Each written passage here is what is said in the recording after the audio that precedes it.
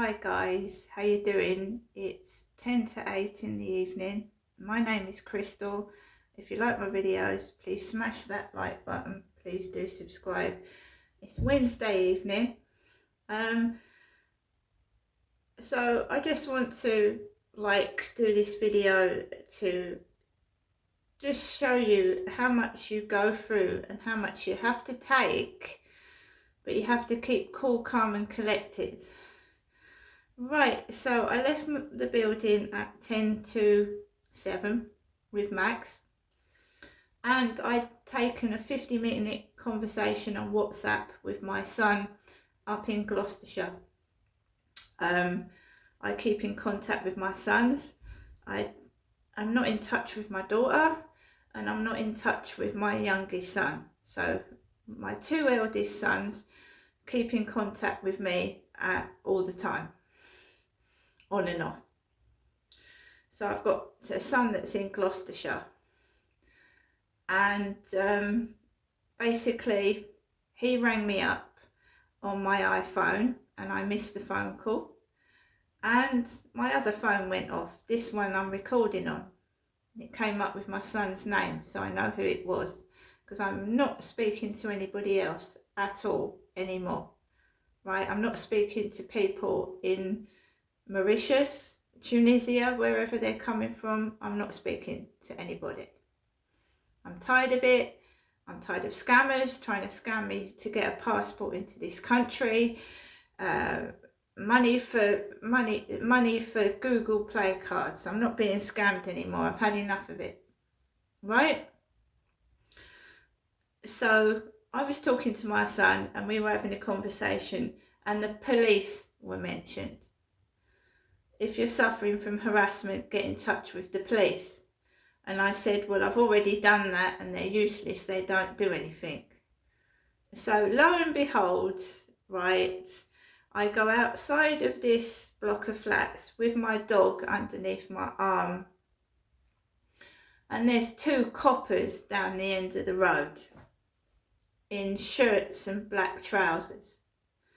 And there's a police car parked outside the Travelodge. A police car outside the Travelodge. I've never stayed in the Travelodge.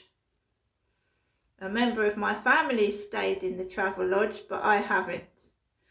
And I haven't committed any crimes or anything like that. Nothing. I've got no criminal record. So I have been supposedly reporting crimes to a police officer, and I screenshotted all the conversation from Sean Clark, that he, disgusting words, he was asking me to do things that was disgusting.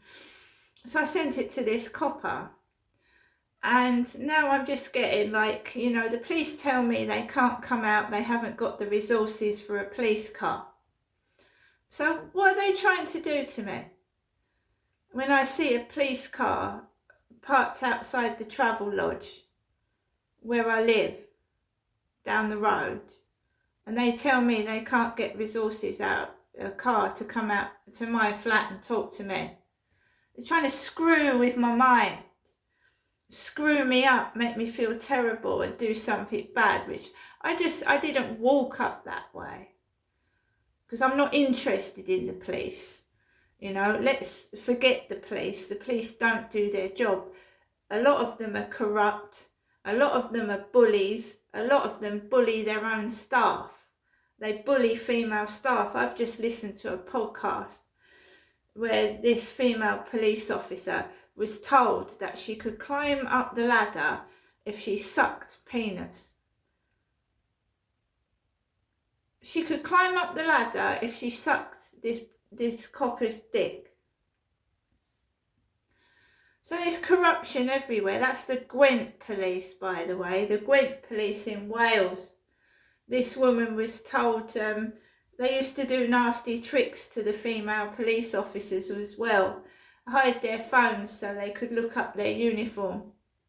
Stick their phones on the ceiling.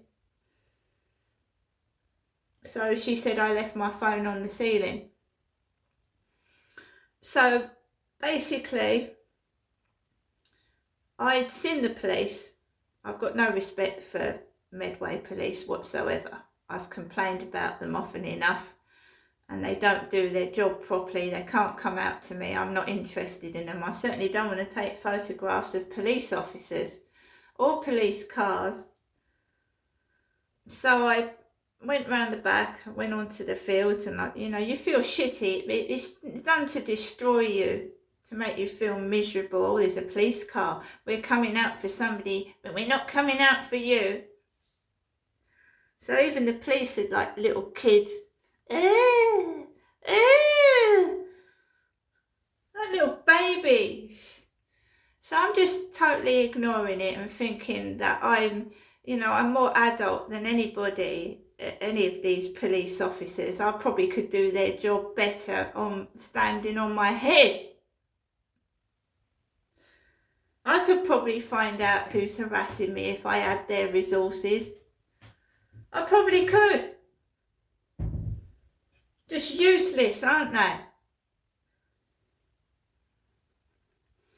So I just walked onto the fields. There was people all over the field because I was listening to several people that have, about several people that have committed suicide because they can't take this bullying and harassment. They kill themselves. They can't put up with it. They're just tired of one setback after another. They commit suicide because gang stalkers make their life a misery. They're just on at them 24/7, won't let them sleep, setting off car alarms, loud noises, being rude and nasty, because shopkeepers are involved in it as well, and security staff. Just making your life unpleasant by being rude and nasty and horrible, basically. But then I've been treated like that for all of my life, so I say this.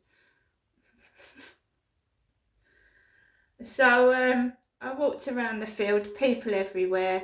Right, white is the colour. White, because when I moved into this flat, all the walls and the doors were white.